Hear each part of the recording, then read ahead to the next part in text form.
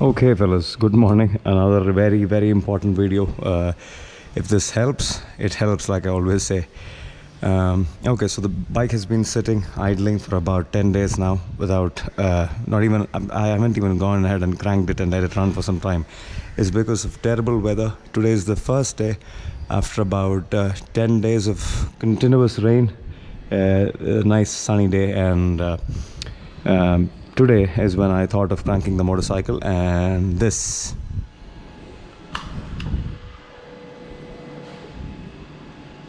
Nothing.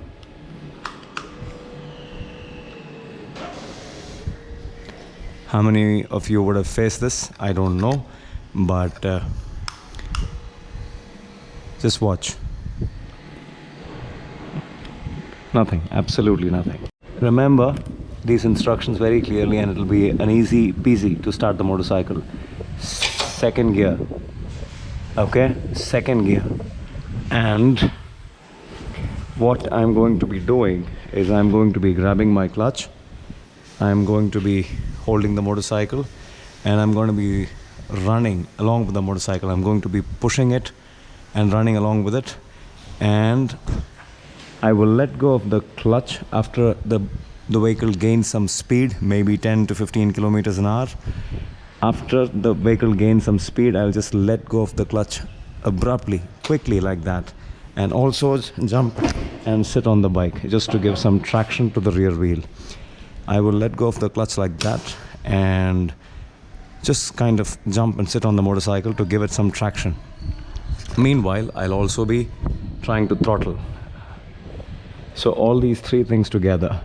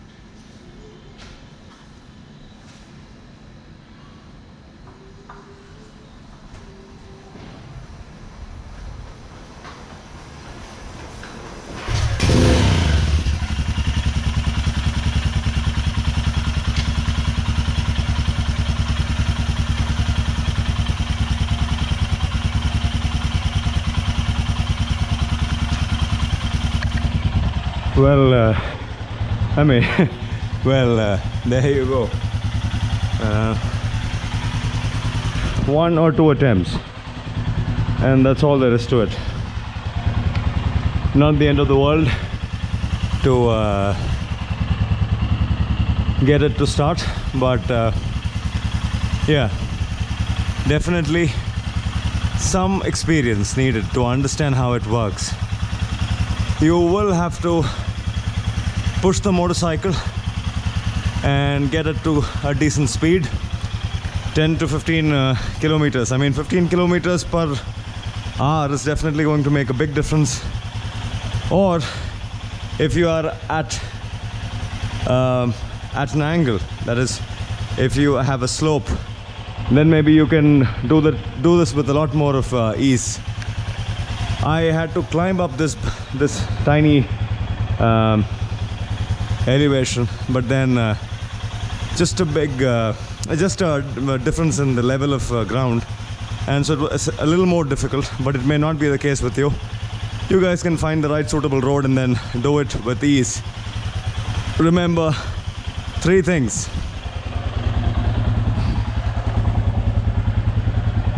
clutch to be dumped. Let go like that. If you can, just a tiny bit of throttle. And second gear. To get this to start in the first gear is not exactly a good thing. A single cylinder motorcycle, always good to try it in the second gear. Again, just a tiny bit of throttle will help, will aid the process. So that's how easy it is to get things to start.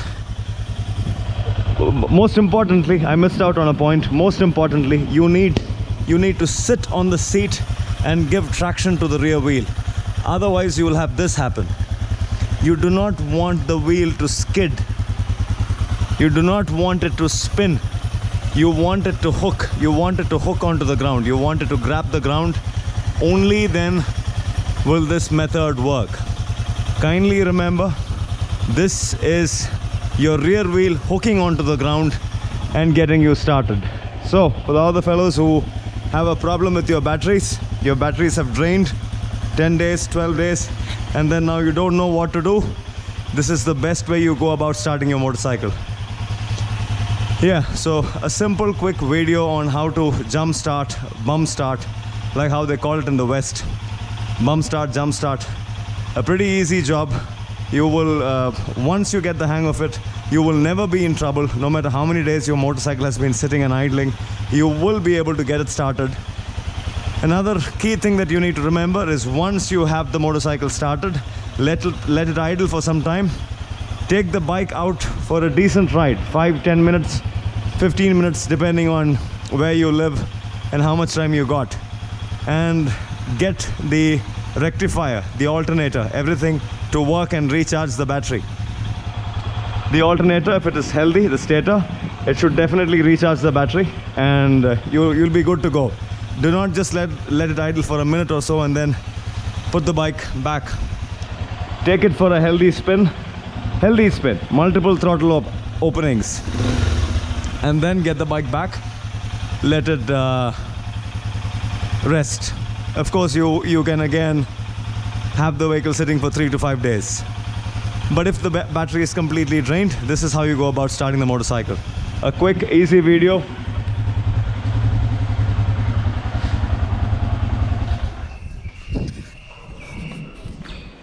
Let's just check if all is well. Just the perfect. Yeah, so a quick, easy video. Hopefully this would have helped some of you guys, and that's all there is to the to it. I mean, I don't really have another intention as far as making these videos is concerned. I just want everybody out there who owns a motorcycle to be a slightly more equipped, slightly more sensible, slightly more in the right attitude, in the right frame of mind when you do motorcycling. So that's the whole point. That's the agenda. That's the motive behind this channel. Like I've always said, if this helps, it helps.